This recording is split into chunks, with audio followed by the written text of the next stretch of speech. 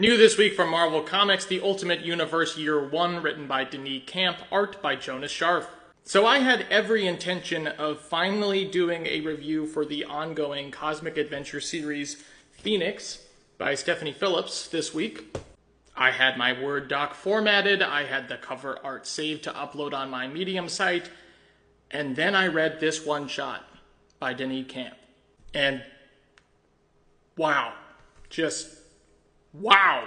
I'm not saying that in an effort to diminish the Phoenix series in any way. In fact, I think more people should be reading it, and Thanos' new outfit in that series is sick as fuck. I just want to, first of all, paint an honest picture of the impact that this comic had on me personally. And second of all, to illustrate in some eloquent way what it is like to read a generation-defining comic like this. There is already no doubt in my mind that the Ultimate Universe Year 1 will be talked about and celebrated in years to come as a benchmark example of the already excellent writing from Deniz Camp for the new Ultimate Universe series. Because this comic does something incredibly difficult by transcending its current serially released context to become a truly memorable literary example of the powerful narrative potential of the entire comic book medium. One aspect of what makes this comic so immediately timeless to me is its narrative accessibility. Though the Ultimate Universe series is now 7 issues in with an entire prelude volume as well, this comic functions as a cumulative retrospective of what the entire Ultimates universe is about, in addition to being a specific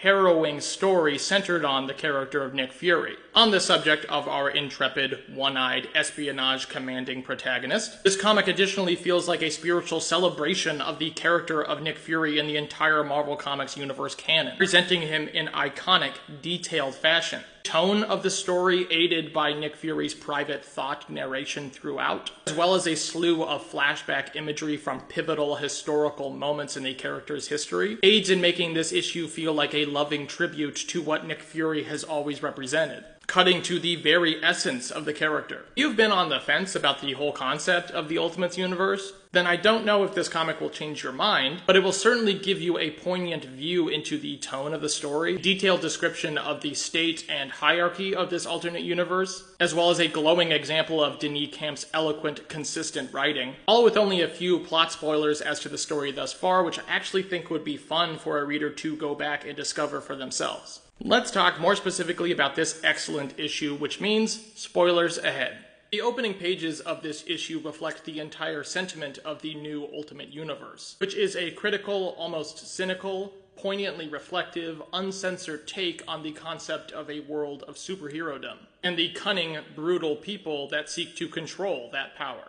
Camp has done an excellent job throughout the Ultimate Universe series, layering in complex, topical commentary on the hypocritical, cruel, nationalistic qualities of institutions like major corporations and world governments, and the very real symbiotic links between them. This issue is no different. And the opening line of this issue is jarring and impactful, with the image of a smiling family man overlaid with the narrative words, "This man is a terrorist. Can you tell?" Sinister indictment is only driven further as Fury admits that this man's only crime was offhandedly mentioning that the Ultimates might have a point. Or the man is struck by a bolt of artificial lightning from the hand hovercraft floating in a perpetual storm above. And that's right, you heard me. Not shield, not sword, but the hand. The scene succinctly depicts the level of systemic control that the hand organization has on the general population, and by extension, the Maker and his cabal of world leaders. Another aspect of what makes this story so impeccable is its contained story. The introduction of the story, we are given a time frame with a literal ticking clock represented in Fury's watch that is counting down to 0. Additionally, there is an implied urgency to Fury's narration throughout the story, as Fury characterizes his own words as his last confession. From our opening scene, we follow Fury through the Hand Station and see several imprisoned heroes and several actual demons working throughout, as Fury muses to himself that he has had a bullet in his brain since 1944, and that while he survived, his conscience didn't. Eventually, Fury arrives at the conference room where he greets the various world leaders and gives a description of each. This scene is helpful to new readers, as I mentioned previously, but is also enlightening to established fans, as several of these world leaders have made scant few appearances and have remained obscure. The revelations regarding Emmanuel da Costa and his mutant blood boys was of particular note, as well as the appearance of the whole Rasputin family, which I think is the first time that that's happened. I have to hand it to Deniz Camp because the more we learn about these world leaders, the more they seem like the correct choices for the penultimate antagonists of this series. As the assembled world leaders chastise Nick Fury for wasting their precious time, he continues his report about the Ultimate's terrorist organization. It is essentially a summary of our story thus far with an obvious dogmatic slant. Once again, Denis highlights the systematic control of society in this universe, though it feels oddly reminiscent of our own, with the narrative department of hand skewing the public sentiment of the Ultimates to wanton terrorism. However, Fury concludes that they have made no efforts or progress in uncovering the whereabouts or the identities of the Ultimates members. This notion is perhaps the best aspect of the new Ultimates universe, which takes the idea of superhero-dom back to its roots of anonymity and vigilantism.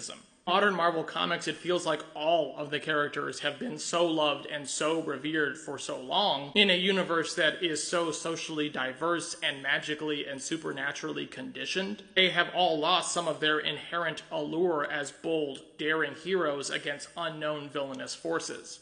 Finally, Fury concludes his presentation by informing the world leaders that he has embedded various hand agents in their provinces without their permission, as a means of hopefully catching the Ultimates.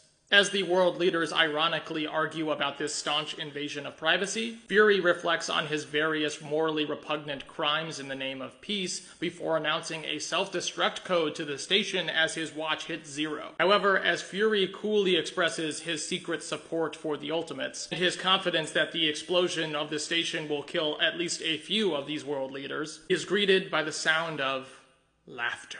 With no explosion, Fury begins to panic as the world leaders begin to talk amongst themselves, citing numerous past instances of Fury's attempted betrayal, even beginning to directly quote the internal monologue about the bullet in his brain in his last confession. As Fury attempts to flee, he is marched down by Emmanuel da Costa, who burns him alive as he reveals that he is just one of many real-life model decoys that are meant to be replaced. In his final moments, this artificial Nick Fury sees the faces of every other dead hero that he couldn't save, which makes you wonder, is it always the same? Our final pages, da Costa and Captain Britain muse about the Maker's intention in designing Fury this way, to inevitably betray the allegiance of his allies. Costa intelligently remarks that a spy who won't betray you isn't much of a spy, implying that an espionage expert has to sympathize with both sides in order to understand both sides. Most of all, da Costa concludes, the whole thing just makes him smile.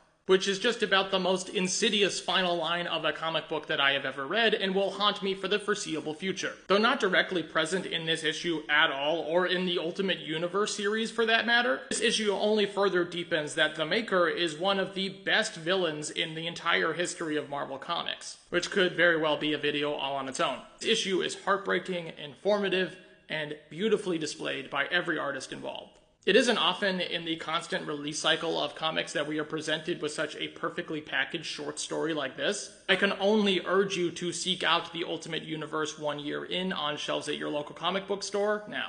I'd love to hear your thoughts or reaction to this comic in the comments, as well as your general impressions about the Ultimate Universe series thus far, but let's try and not spoil things. Right off the bat, we have to talk about this amazing Jim Steranko homage cover. I think this is from Nick Fury, Agent of S.H.I.E.L.D. issue number 4.